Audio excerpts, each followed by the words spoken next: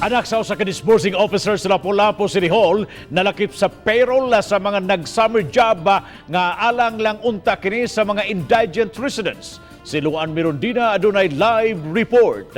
May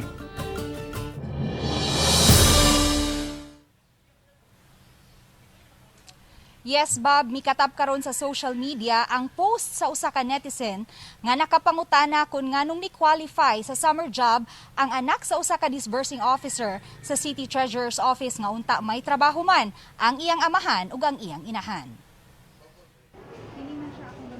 Sukad ni atong Setyembre 9, nagpadayon karon ang pagpang-release sa taga City Treasurer's Office sa tag 3,500 pesos nga suhulan sa mga nag-summer job. Aron dili magdasok by barangay ang schedule sa pag-release sa payroll matag adlaw.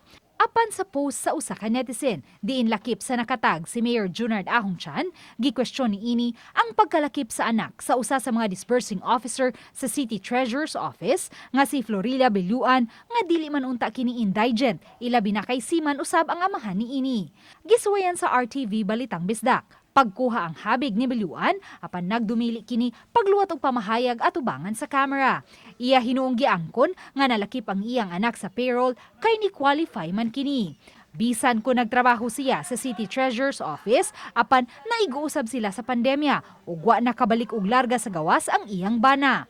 Ubos sa lagda sa dole ang mga nanag-edad og 15 ngadto sa 30 anyos nga mga indigent residents sa Lapu-Lapu City ang mamahimong mo qualify alang sa summer job nga nagsugod niadtong Mayo 24 hangtod Hunyo 18. 3,800 slots ang gihatag sa dole alang sa mga taga Lapu-Lapu City. We will make the necessary investigation and we will correct whatever kanang mistake in between the process.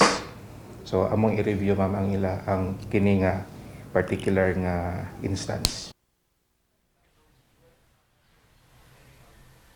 Bob, giswayan nato pagkuha ang habig sa mayor apan nagdumili siya pagluwat og pamahayag kay matud niya ang naasoy programa iyaman sa dole. Giswayan usab nato pagkuha ang habig sa reklamante sa nagpost ni ini apan hangtod sa pagkakutlo ning balita wala pa kini motubag sa atong mga text o tawag. Bob?